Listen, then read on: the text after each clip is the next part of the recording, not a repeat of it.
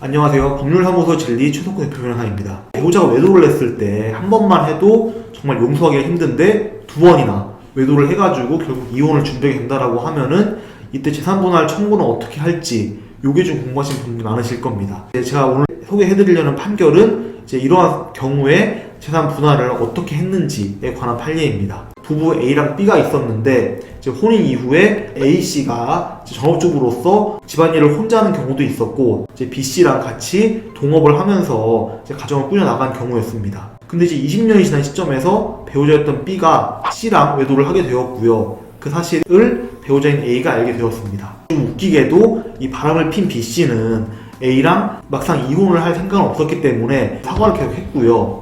결국에는 이제 향후 외도를 하면은 재산을 모두 포기한다 라는 내용의 각서도 쓰고 또 자기 명의로 되어 있던 빌라 지분의 절반 그리고 자기가 갖고 있던 임야의 3분의 1 지분을 이제 A한테 증여를 하는 식으로 어찌어찌 수습을 했다고 합니다. 그래서 이제 A씨는 지금까지 20년 넘게 살아온 것도 있고 B가 이제 노력하는 것도 좀 보여가지고 그냥 한 번은 용서해주기로 결심을 했는데 안타깝게도 11년 뒤에 B가 다시 외도를 하게 되었습니다. 그리고 A씨가 이 사실을 알게 되었고요.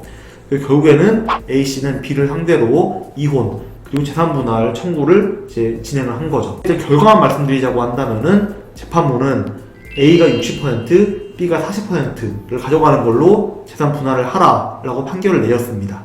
그래서 재판부가 이러한 판단을 내린 이유를 좀 짚어보자면은 먼저 일단 혼인 초기에 A씨의 부모, 신혼집의 전세 보증금을 지원해줬다는 점 그리고 혼인기간 중에 A씨가 주로 이제 가사와 양육을 담당을 했고요. 또 맞벌이로 일을 할 때에도 이제 똑같은 수준으로 기여를 했다. 이 점도 이제 인정을 했고요.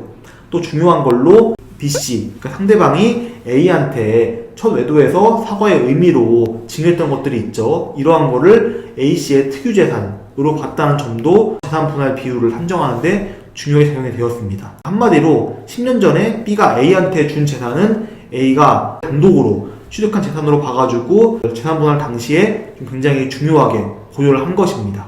또 이제 여기 이 사건에서 좀 특이할 만한 점이 이제 상대방인 B씨가 이제 이러한 말도 했다고 합니다. 공동재산 중에서 뭐 빌라나 임야, 부동산이 많이 있는데 이 부동산을 따로 매각하지 않는다고 한다면은 내가 4, 그 다음에 A씨가 6인 것도 괜찮다.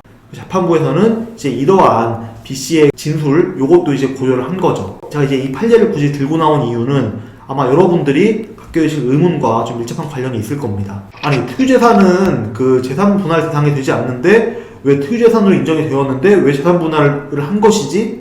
라는 의문을 가지신 분이 계실 겁니다. 이제 중요하게 볼 수 있는 부분은 요약을 하자면은 이제 B가 A한테 지분을 이전한 거를 특유재산으로 취득한 것과 유사하다라고 판단을 했지만은 동시에 이를 이제 재판부에서는 부동산의 증여가 아니라 손해배상 채무의 이행으로 봤기 때문에 이걸 좀 예외적으로 분할 대상 재산으로 인정을 했고요. 다만 이제 이 재산 분할 대상에 이 재산을 넣는다고 하더라도 양쪽이 살아온 기간 그리고 기여분이 있다 보니까 정말 기계적으로 분할을 한다고 하면은 5대5가 나왔겠죠. 근데 이거는 재산 분할 비율을 조정을 함으로써 양자 간의 정의를 좀 실질적으로 추구를 했다. 이러한 점에서 좀 의미가 있는 판례인 것 같습니다. 배우자 일방의 특유재산은 원칙적으로는 이혼 재산을 분할할 때 그 분할 대상이 되는 재산의 범위에 포함이 안 되거든요.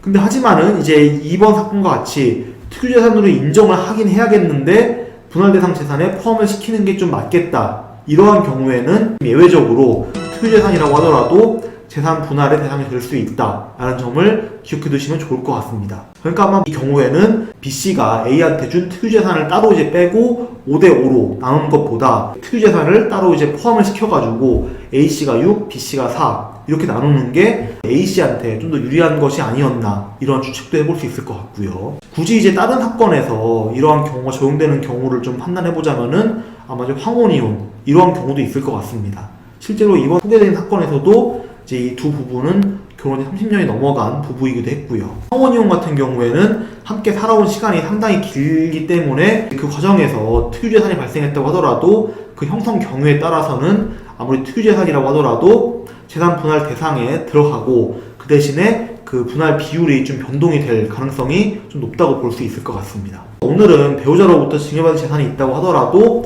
재산 분할 청구를 할 때 분할 대상이 되는 경우에 대해서 설명을 드려봤는데 도움이 되었을지 궁금하네요. 오늘도 시청해주셔서 감사합니다.